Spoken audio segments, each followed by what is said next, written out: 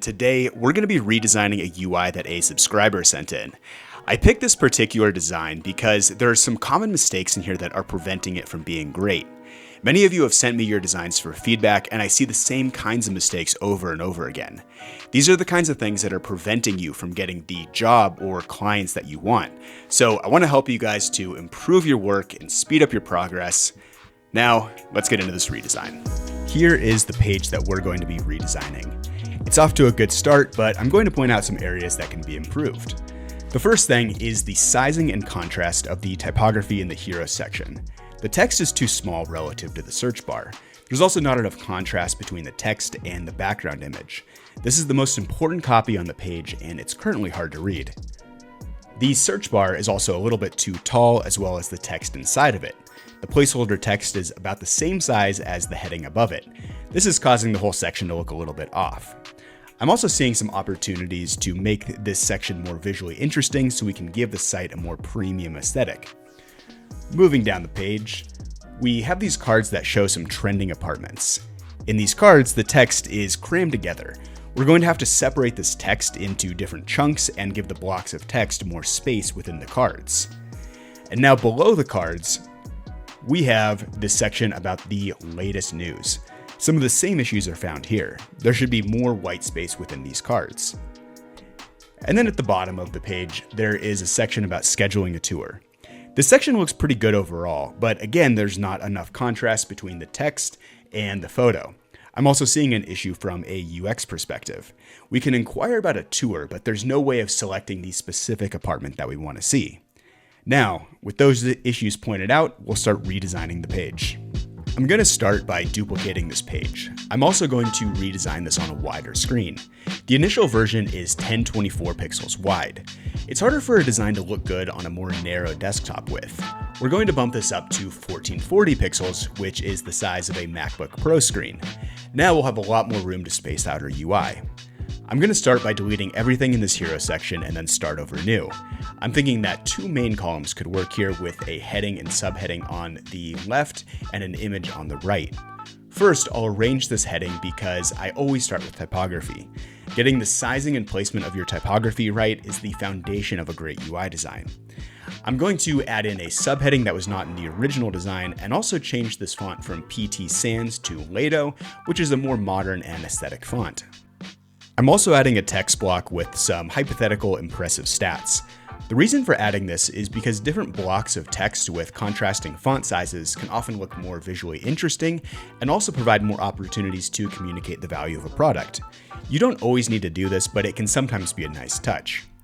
Now I'm going to add in our main image. I found this photo of a nice apartment building and removed the background. I think this works here because the luxurious building goes with the premium look and feel that we want to create in the site. I'm also seeing a good opportunity to match the background color with the windows on this building. To do this, I'll use the color picker to grab the window color and then make it lighter and less saturated. This creates a pale pastel blue that is very trendy in UI design right now. The next thing I'm going to do is add a filter section. In the original design, there was a search bar, which can certainly work, but I think allowing for more specific filtering on the homepage could enhance this experience. After doing a little bit of research, it seems like location, bedrooms, square footage, and price are essential to include here. The last thing I'm going to add is the nav bar. I'm going to change this up by adding a simple logo on the left side and the navigation options on the right side. The original had them in the center, but now we have a nice gap to add them on the right side here. Next, we'll move on to the trending apartment section. First, I think we can improve the typography here. I'm going to add a larger and bolder section header with paragraph text below that is smaller and also a lighter gray. The contrast is what's going to make this look good. Adding this paragraph text also allows us to explain why we are seeing these specific apartments in this trending section. Now, the most important part here is redesigning these cards.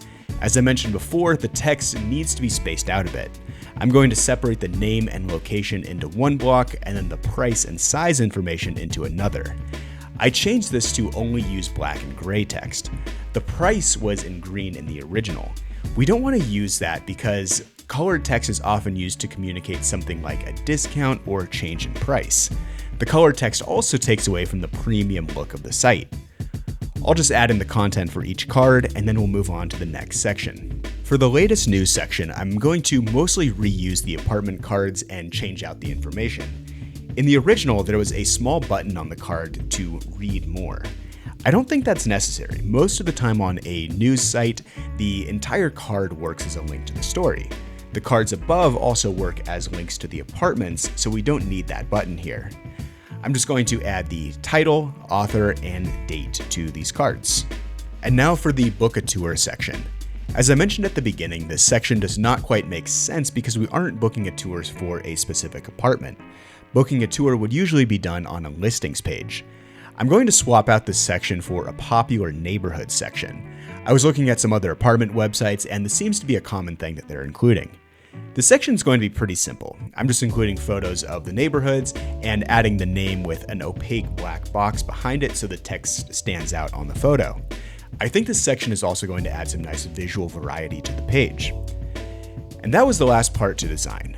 Now, let's take a look at the before and after.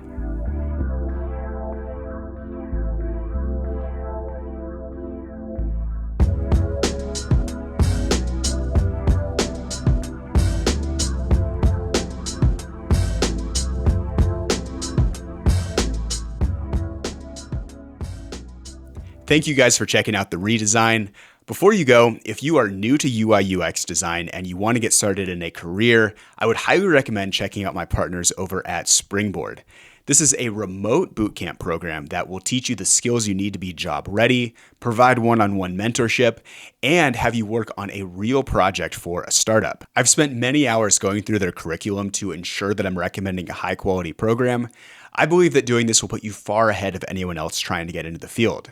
Their UX bootcamp even has a job guarantee, meaning if you aren't able to find a job after completing it, you get a full refund. If you apply through my link in the description and enter code Kyle Torres, you'll get $1,000 off of your tuition. That's all for today. If you haven't already, please consider subscribing. I have a lot of new helpful content coming soon. I'll see you in the next one.